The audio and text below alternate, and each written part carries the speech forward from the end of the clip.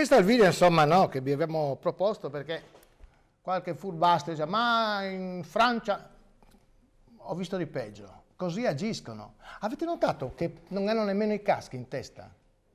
Allora, Raffaele Padrone, Ben ritrovati. Eh sì, un video segretario UGL, polizia, sicurezza e Friuli-Venezia Giulia. C'è una diversità di operatività. Sì, una grossa diversità. Siamo sempre in Europa, non è che andando di là. È questo il problema. Siamo in territorio... Sì, siamo a 100 metri dal confine, no? Quindi, si ricorda quando io parlavo di quei protocolli operativi? Bene, a noi ci hanno vietato di avere il contatto fisico con queste persone. Perché? Perché ci dobbiamo difendere poi quando andiamo in tribunale. È quello il problema. Cioè qua non hanno fatto nulla, erano stati aggrediti, erano stati offesi, soprattutto offesi perché se avete notato le porte sono chiuse. No, ma hanno fatto chiudere. Sì, hanno fatto riaprire. No, scusa, come nel secondo diciamo, episodio c'è il poliziotto che si rivolge all'autista. Sì, con maniera... Tu ti stai muovi fermo. fino a che te lo dico io.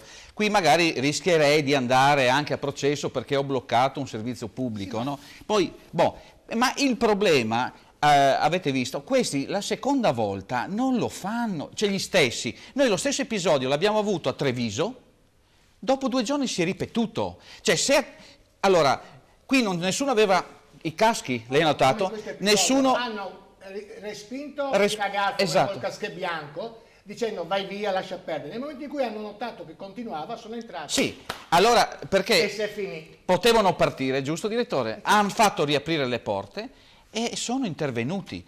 Avete visto come hanno ammanettato le persone a terra? E avete visto dove era, se non so se si possa rivedere, ma dove era il ginocchio? Sulla testa. Qui ci sono 4 carabinieri indagati per aver fatto la stessa medesima cosa. Uno col cellulare ha ripreso ed sono stati tutti e 4 indagati per la morte perché dicono che in quella posizione è avvenuta l'asfissia. Non credo veramente di essere lontano da quello che si diceva dal direttore, che è una vergogna. Cioè essere indicati come quelle persone che utilizzano la violenza e poi abbiamo il ministro che ci dice non dovete avere confronti, non avete contatti con quelle persone. Questa è la vergogna, noi l'abbiamo denunciato, proprio noi dell'UGL, guardi. Il ministro Alfano è molto facile parlare andando via con la scorta chiaro. i reggicoda, no? Che sono pronti a beccarsi i pugni in faccia al posto suo. Direttore, sa che i tempi sono contati. Il discorso ad esempio dei furti. A casa di questi signori nessuno va a rubare, ma sa perché? Perché ci sono due macchine,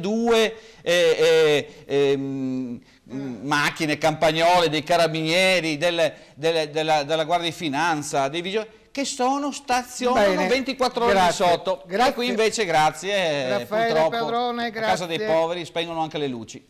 Allora, dammi la domanda. Grazie Raffaele Padrone, grazie Raffaele. Allora,